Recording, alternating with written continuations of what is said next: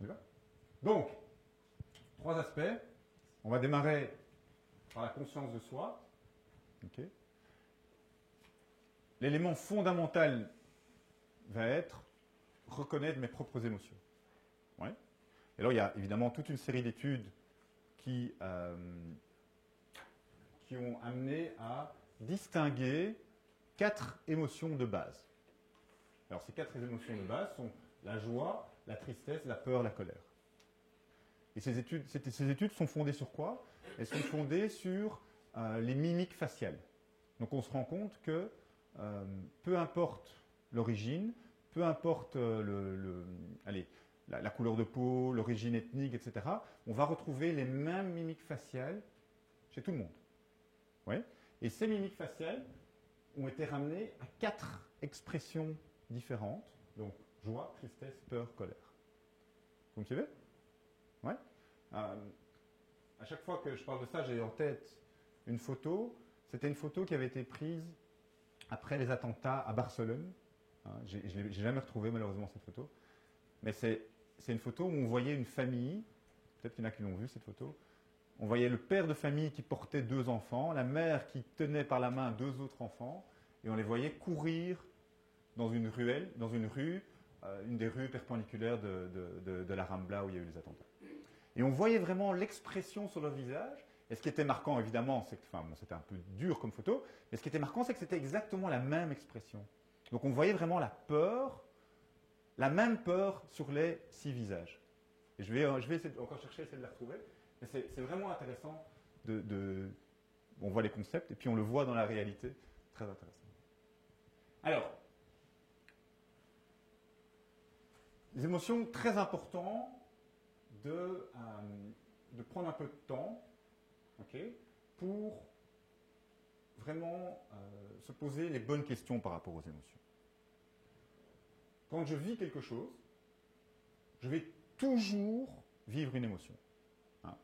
Et certaines personnes aimeraient bien simplement mettre le couvercle et dire « moi je ne vis rien, moi je robot ici, de toute façon j'ai bien préparé mes 2 heures d'entraînement, pas de problème, tout va bien se passer comme j'ai prévu ». Non. On va toujours vivre quelque chose, on va toujours vivre une émotion. Et bien souvent, on va se concentrer sur les conséquences de ce qu'on vit. Prends un exemple. La jalousie, par exemple. Hein? Imaginez, c'est pas un exemple vécu, hein, je vous rassure. Je reçois un message au milieu de la nuit d'une jeune femme et j'ai mon épouse qui me fait une crise. Crise de jalousie, catastrophe, etc. J'en arrive à, je ne sais pas moi, à finir la nuit sur le canapé, ou pire, dehors, dans la nuit, etc. Aujourd'hui c'est froid, il ne faut pas que ça m'arrive, on va faire gaffe. Eh bien, cet enchaînement de faits vont amener à réfléchir sur les conséquences. Hein, c'est de nouveau énervé, j'ai de nouveau fini la nuit ailleurs, etc. Okay. Alors que ce qui s'est passé, hein, c'est un besoin fondamental qui n'a pas été respecté. Quel pourrait être ce besoin de mon épouse, c'est elle qui vit l'émotion? D'être rassurée, par exemple, d'être prise en compte. Okay. Okay. Donc, de sécurité, de certitude, hein, de vivre l'attachement, etc. Okay. Et donc, dans toute une série de moments, on va se concentrer sur les conséquences de l'émotion et non pas sur l'origine de l'émotion. Ouais. Ok. Eh bien, je vais vous demander de réfléchir un petit peu et de penser à certaines choses qui vous font peur, peut-être des choses qui vous mettent en colère, des choses qui vous donnent de la joie. Ça peut être lié au sport, mais pas nécessairement. Et de réfléchir, tiens, quel est le besoin qui est satisfait si c'est de la joie? Quel est le besoin qui est insatisfait si c'est la tristesse, la peur, de la colère? Okay. Et d'identifier, par exemple, tiens, ça me met en colère. Ça me met en colère quand les joueurs arrivent en retard. J'en ai marre, etc. On commence toujours en retard. Voilà. Ok, quel est le besoin qui n'est pas satisfait quand je vois ça? Est-ce que je ne me sens pas respecté? Est-ce que je ne suis pas respecté? Pourquoi? Parce que j'ai l'impression moi-même, etc., que je ne suis pas assez compétent, etc. Donc, essayez de faire ce travail, de juste réfléchir à prendre une minute sur une émotion que vous vivez de temps en temps. Ok, j'espère qu'elle n'est pas trop forte. Si c'est la joie, j'espère qu'elle est très forte. Et quel est le besoin qu'il y a derrière? Et après, je vous donnerai quelques exemples, évidemment.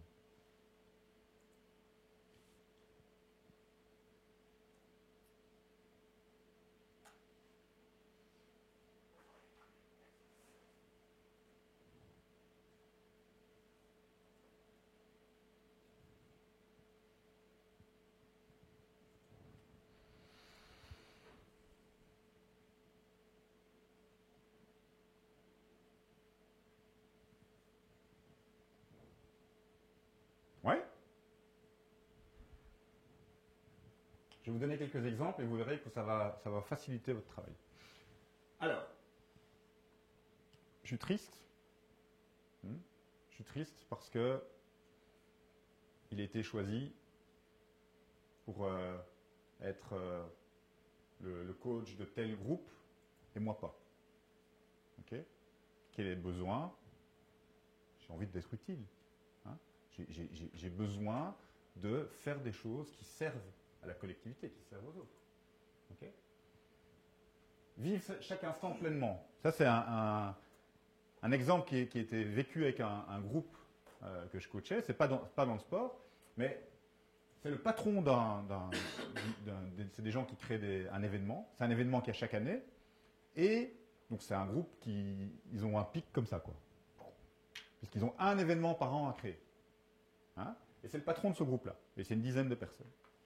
Et le gars, il me dit, moi, j'ai peur de mourir. J'ai peur de mourir. Jusque-là, c'est assez courant comme peur. Mais qu'est-ce que ça implique? Ça veut dire que chaque jour, je veux vivre pleinement. Ouais? Et je me rends compte qu'à certains moments, je suis triste, je suis en colère, j'ai peur, parce que dans ma journée, j'ai l'impression de ne pas avoir assez fait, pas avoir assez vécu. Ça n'a pas été assez intense.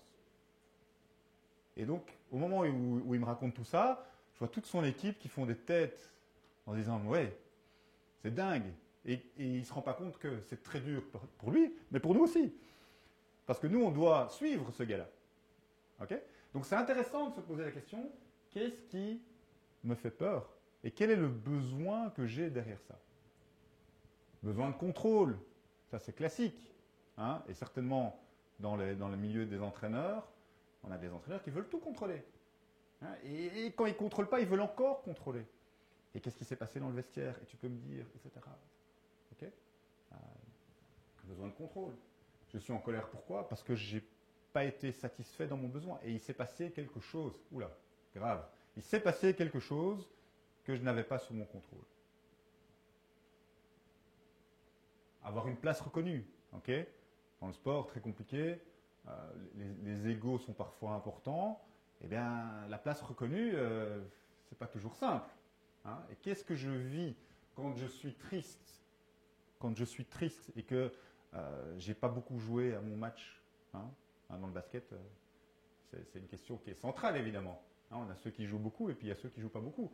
Et donc, qu'est-ce que je vis quand je ne joue pas beaucoup? Est-ce que je vis que je ne suis pas reconnu par le coach? Est-ce que je vis que je ne suis pas utile au groupe, etc. Okay? Donc, essayons d'aller derrière l'émotion et voir quel est le besoin qui n'est pas satisfait. Vous avez des exemples à vous? Non? Personne? Personne n'a d'exemple? Quelque chose que vous avez déjà vécu et vous dites, tiens, ça c'est un besoin? Non? Peut-être cette question de contrôle, c'est quand même... Ouais. Enfin, c'est beaucoup trop, mais selon la personnalité des gens, forcément, on a une envie de contrôler plus ou moins. Mais où est le juste milieu? Est-ce que ça dépend vraiment du rôle qu'on a joué? Ou est-ce que c'est vraiment encore plus en lien par rapport à la personnalité? Quel est le bon équilibre? Est-ce que tu as un exemple? C'est pas propre à moi spécialement, mais Ouais. quand vous dites qu'il y a des coachs comme tout à l'heure, l'exemple, qui veulent tout contrôler de A à Z, et d'autres qui laissent beaucoup plus de marge de manœuvre, avec avec des résultats qui parfois sont similaires.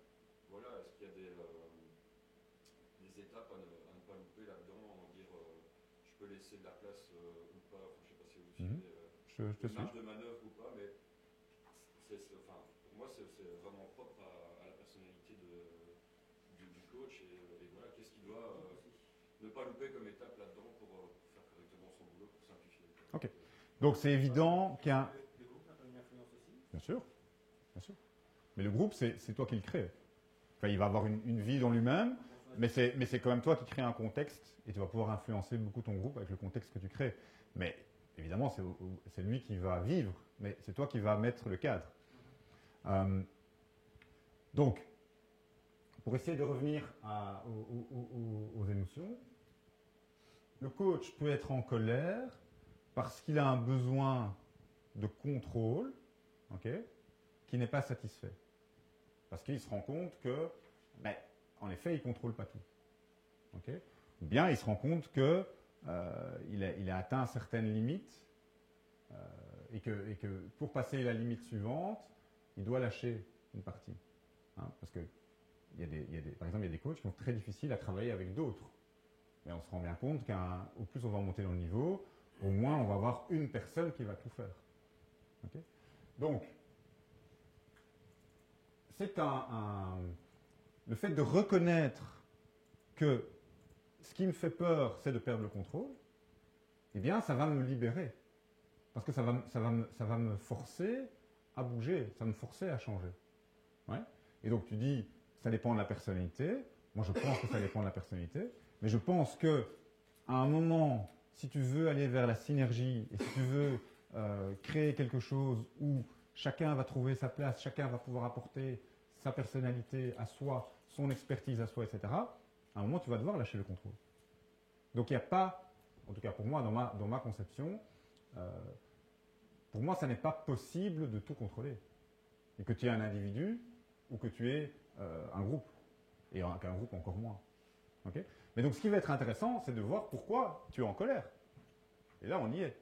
Pourquoi je suis en colère? Parce que je me rends compte que, comme j'ai toujours fait, m'empêche d'aller au niveau suivant, par exemple. Ça peut être aussi un besoin qui est insatisfait. Donc, je me sens plus reconnu, etc. Oui, ça répond un peu à ta question. Mais c'est évident que la personnalité va avoir va être un enjeu important, mais on ne peut pas tout ramener à la personnalité. Parce que si je ramène tout à la personnalité, en tout cas moi personnellement, si on ramène tout à la personnalité, souvenez-vous la deuxième slide que je vous ai montrée, se sentir évoluer, c'est remettre en cause aussi qui je suis. Hein. Et remettre en cause à un moment que ce qui m'a amené ici, c'est peut-être pas ce qui va m'amener là. Et donc à un moment, il faut se dire, ok, tout ça fonctionne très très bien, qu'est-ce que je vais garder de tout ça, mais qu'est-ce que je vais rajouter pour aller au niveau suivant? Et s'observer, aller voir ce qui me rend triste, aller voir ce qui me fait peur, hein, aller voir ce qui me frustre, okay, va être évidemment très intéressant. Là, j'ai pris des exemples. Bon, je leur ai pas demandé leur avis, j'espère qu'ils vont parler. Un élément très intéressant des émotions, c'est tout ce que j'appelle les boucles inconscientes ou conscientes. Et j'espère qu'elles deviennent conscientes. Et ce sont tous les mécanismes, tous les cercles vicieux qu'on va vivre. Hein, et on a toute une série. Vous avez certainement l'un ou l'autre qui vous parle plus que l'autre. Moi, personnellement, je suis fort dans la minimisation. Hein, donc, le c'est pas grave, par exemple. Hein. N'imaginez pas le nombre de conflits que j'ai déjà eu autour de ça. Ça va aller, c'est pas grave. C'est pas si grave. Tu exagères toujours, etc. Okay. Bien, il y a toute on ne va pas faire toute la liste, mais par exemple, les prédictions. Hein, vous avez des gens comme ça qui peuvent prédire tout ce qui va se passer. Et donc, ils sont tellement angoissés que des choses arrivent, qu'ils vont les prédire. Et évidemment, dans la vie, les choses arrivent, malheureusement, ou heureusement. Et donc, à un moment, ils vont dire, mais voilà, tu vois, j'avais raison. Il a neigé. Voilà. Ah ouais, en effet. Et donc, tu es sorti sans ton bonnet. D'accord. Et tu as chopé un rhume. Je te l'avais dit. Prédiction. OK. Et ça, on a toute une série. Hein, la personnalisation, c'est prendre pour soi-même ce qui se passe. Okay. J'ai je sais pas moi, j'ai un joueur un jeune joueur qui après un match sort et rentre à 5 heures du matin, fait un accident de voiture, etc. Ok. En quoi est-ce que c'est de ma faute à moi en tant que coach? C'est pas ma faute. Mais vous allez avoir des coachs qui vont dire, oui, on n'a pas insisté assez sur l'hygiène de vie, on n'a pas assez contrôlé qu'il rentrait à telle heure, etc. Et donc, on peut, à un moment, prendre tout ce qui se passe pour soi. Okay? Et donc ça, c'est la personnalisation. J'ai un exemple, mais qui n'a rien à voir avec le sport. Mon gamin se bagarre à l'école. Okay? C'est la première fois que ça arrive. Il se bagarre à l'école, ok, il rentre, on en parle avec lui, puis j'en parle avec mon épouse, et elle me dit oui, et on n'arrive pas à être des bons parents, on n'arrive pas à mettre les limites qu'il faut, etc. Personnalisation, ok. S'il se bagarre à l'école, est-ce que ça veut nécessairement dire que je ne suis pas un bon père? Bien non. Mais vous allez avoir des gens qui vont aller très vite dans des mécanismes comme ça. Ok. Quel est le vôtre? J'ai déjà dit le mien, moi. Hein. C'est quoi le vôtre? Disqualification du positif. Ça fait mal dans le milieu du sport aussi. Hein. Quand on réussit, c'est la chance. Voilà. Alors, quel est le vôtre? Vous n'en avez pas, vous? Étiquetage. Lui, il est bon. Lui, il est nul. Lui, il est con. Lui, il est intelligent. Ouh, oui, très bon quotient footballistique, lui. Ah oui, super. Étiquetage. Et pendant toute sa vie, le gars, c'est le bon, et lui, c'est lui qui comprend rien. Étiquetage. Alors, tout ou rien. On a gagné, génial. On a perdu, catastrophe. Mais en fait, moi, je ne me retrouve pas spécialement. Aucun. Ouais. Dans ce que je vois là, par contre, je retrouve très bien mes dirigeants. Ah, ok. Tu vois les autres. C'est bien, c'est bien. C'est bien. Il y a un groupe à gérer, mais parfois, ça dépend un peu des dirigeants que l'on a. Et là, complètement, ça fait 3 saisons que je travaille dans le même club, et là, je retrouve, parce que je dois aussi gérer quelque part mon président, qui lui a plutôt ce tout ou rien, cette vision catastrophique des choses, dès qu'on perd un match, l'exagération, c'est-à-dire si on gagne 2 matchs, alors il nous voit déjà très très très très haut, on perd, c'est dramatique, et donc il n'y a pas de juste milieu. Et donc je dois travailler non seulement avec le groupe, mais je dois aussi gérer, j'ai trouvé le juste équilibre avec les dirigeants, et pas que lui, puisque son directeur sportif, qui est son bras droit, mais s'il lui dit que c'est bleu, alors que c'est noir, son directeur sportif va dire que c'est bleu, il va toujours aller dans le sens du président. Ouais. Donc je dois finalement gérer aussi un peu tout ça. Et ils sont plus dans ce que je vois là.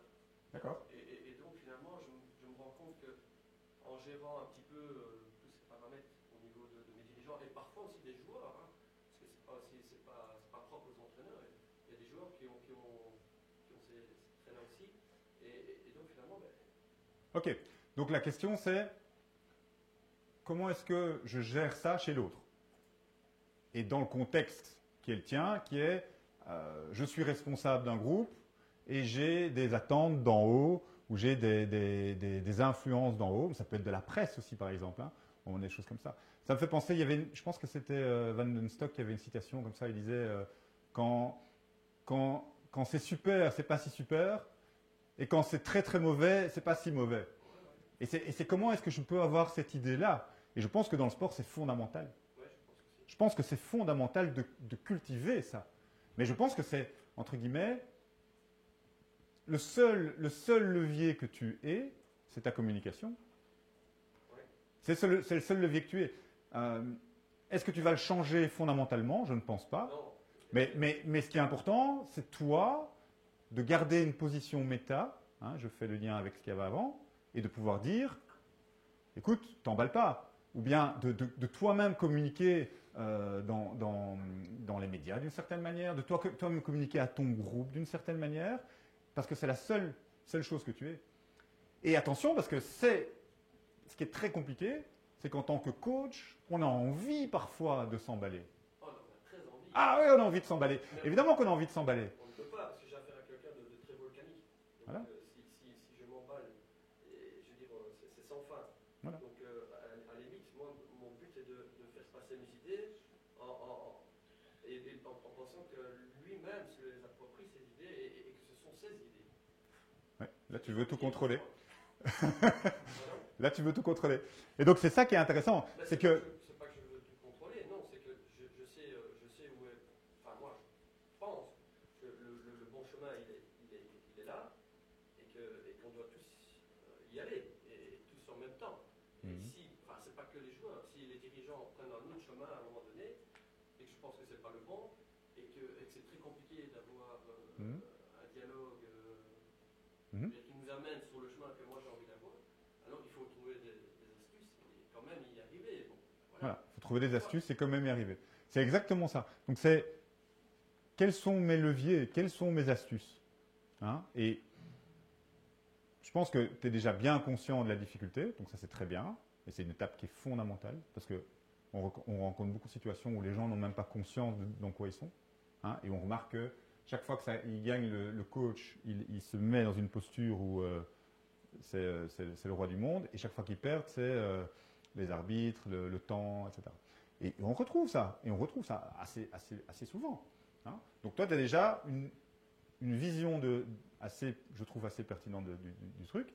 Maintenant, c'est quels sont mes leviers, identifier ces leviers et s'y tenir, hein. Parce que si c'est pour aux joueurs dire ça, au président dire ça, dans la presse dire ça, alors tu vas te perdre.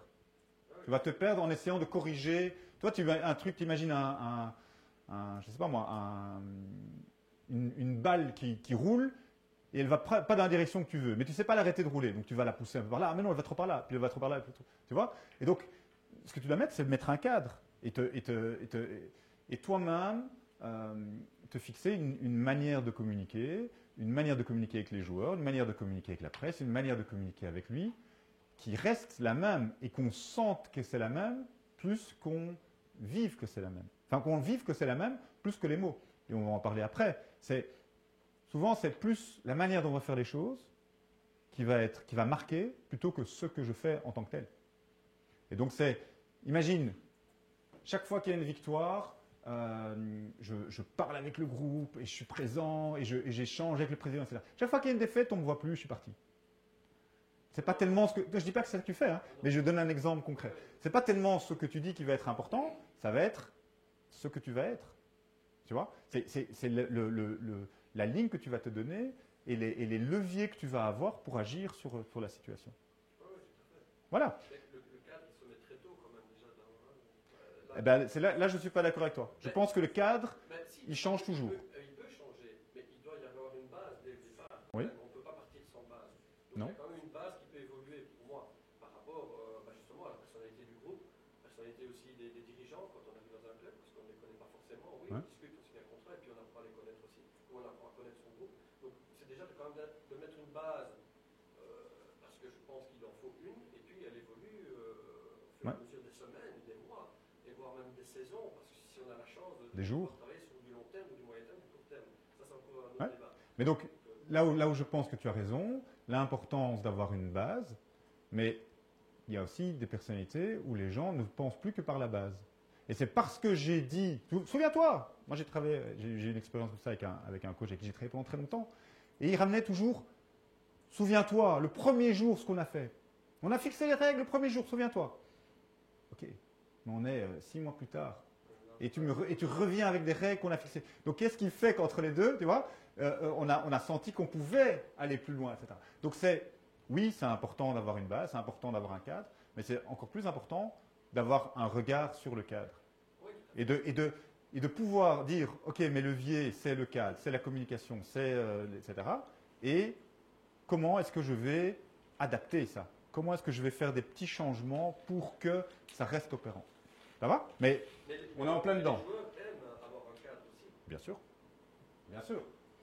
On est en plein dedans. Qu'est-ce qui s'est passé? C'est sur le bouton de oubli, je pense. On dit? C'est mis en veille. Ah voilà, c'est mis en veille. La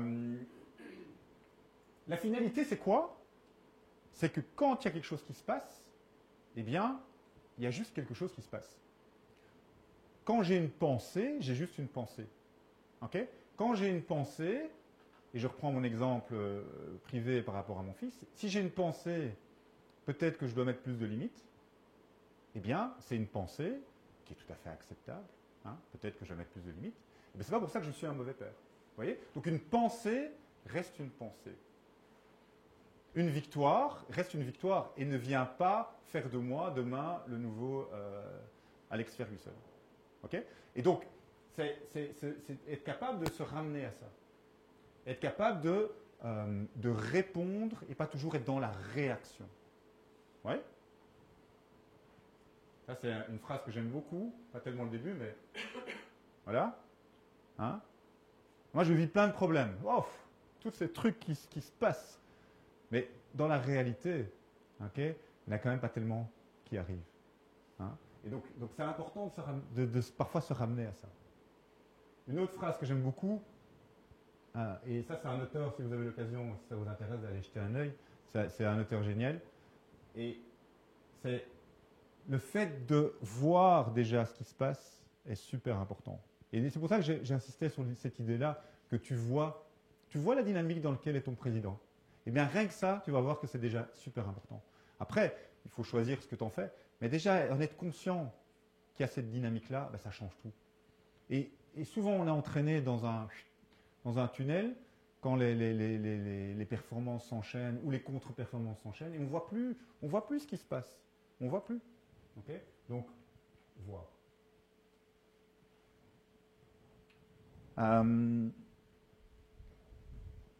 Oui, donc, conscience de soi, super important. Conscience de soi, comment est-ce que je développe une conscience de moi? Comment est-ce que je vais induire ça vers les joueurs? Déjà avec des petits, on fait des exercices, dans le fameux exercice avec le football, là, ils ont créé la boussole émotionnelle. Okay? Donc on va déliminer des espaces et on va dire si je me sens vraiment pas bien, je me mets dans l'espace là, okay, l'espace 0. Si je me sens moyennement bien, je me mets dans l'espace 1. Si je me sens bien aujourd'hui, je me mets dans le 2. Si je me sens super bien, plein d'énergie, je me mets dans le 3. Tous les joueurs se placent dans un espace et puis on leur pose des questions. Tiens, qu'est-ce qui fait que tu t'es mis dans le 0 aujourd'hui? Il y a quelque chose qui s'est passé. D'habitude, tu es dans le 3. Pourquoi tu es dans le 2 aujourd'hui? Etc. Okay? Donc, ça, c'est un petit exemple qu'on peut faire avec des tout petits. Un exemple qu'on fait dans le tennis, c'est ils ont des trucs pour les vibrations qu'ils mettent sur leur raquette. Eh ben, ils ont 3 couleurs. Eh bien, est-ce que je mets le rouge? Est-ce que je mets le vert? Est-ce que je mets l'orange? Okay? Et, entre guillemets, c'est à un moment me poser la question, qu'est-ce que je vis? Qu'est-ce que je vis aujourd'hui? Ouais? On fait ça en entreprise. Moi, j'ai la chance de travailler avec une entreprise pharmaceutique. Eh bien, le matin, avant de commencer, avec des ouvriers, le matin, avant de commencer leur shift, eh bien, ils ont une sorte de tableau de bord où ils mettent des smileys, etc. Mais c'est super intéressant. L'exercice en lui-même est intéressant, mais c'est surtout la démarche, quoi. La démarche de se dire, qu'est-ce que je vis aujourd'hui? Et je ne suis pas juste sur mon TGV en train de foncer et plus jamais me poser la question. D'accord? Donc, conscience de soi. Super important. Il y a des questions par rapport à ça? Non? On va faire un petit exercice. Je vais vous demander d'écrire très spontanément, okay, 1 ou 2 éléments pour lesquels vous avez énormément de gratitude. Quelque chose où vous êtes super content, qui vous est arrivé, que ce soit au niveau privé, au niveau professionnel, au niveau sportif ou pas. Un truc qui est vraiment, que vous est arrivé récemment, vous dites ça me rend vraiment bien. Je suis vraiment super content. Allez-y, en vitesse. Spontanément.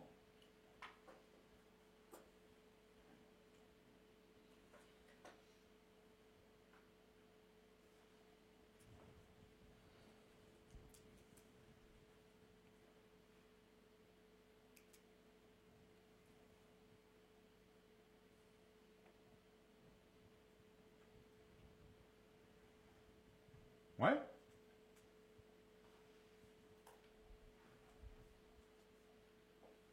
Quelqu'un veut partager? Pas l'obligation, hein. Moi, j'ai éventuellement au championnat de je ne sais plus quoi, la tête, c'est passé toute série en 4 appuis. C'est la première fois que c'est arrivé. Donc Un grand moment pour toi. Ok. même Ouais, c'est très bien. même si c'est pas mon entraîneur, mais bon, elle s'entraîne avec un autre entraîneur en E, mais elle a passé tout en 4 appuis, donc j'étais vraiment très bon. D'accord. Pas plus tard que le week-end passé, premier contre deuxième, ou premier, on joue contre le deuxième a gagné chez nous. Logique, mérité, rien à dire. On passe deuxième, donc sur le retour, bah, on voit un peu du noir, mais seul dans la voiture, une demi-heure de trajet. Par Mhm. contre, j'ouvre la porte de la maison, mes enfants, 6, 4 ans, courent, viennent m'embrasser. Voilà. Ok, Et ça permet vraiment de relativiser, d'avoir un moment de bonheur. Voilà. tout à fait. Quels sont les joueurs? Ouais, Ils ont gagné le championnat d'accord, avec 4-5 matchs d'avance. d'accord. C'est un coup qu'on a pris. On ne s'attendait pas. C'est la première fois que ça arrivait dans le club. Ils ont gagné. Et quand nous sommes rentrés au siège, tout le comité, tout le club était là, les parents, tout le monde était là. Génial. Ils ont fait la fête jusqu'à 23h du soir. Super. Ok. Donc, ce bête exercice, enfin ce simple exercice, pas bête, c'est un exercice de gratitude. Ok. C'est simplement se dire pourquoi est-ce que je dis merci, hein. Et souvent les gens, ils se ramènent à leurs enfants ou à leurs compagnons, ou à leurs compagnes. Quel est l'impact que ça a? Quel est l'impact que ça a sur vous de penser à ça? Parce que vous n'y avez pas pensé avant. Avant que je vous le demande, vous n'avez pas pensé à ça. Donc quel est l'impact que ça a maintenant sur toi? Ça apporte un peu du bien-être. Bien-être. Voilà. Une sensation de bien-être. Hein? Et donc l'idée c'est, si je vis un moment de gratitude, eh bien, je ne sais pas être triste, je ne sais pas être fâché. Okay? Et donc, l'idée c'est, comment est-ce que je peux agir sur mon émotion? Ouais? C'est ce qu'on va démarrer. Tu veux? Dans une seconde.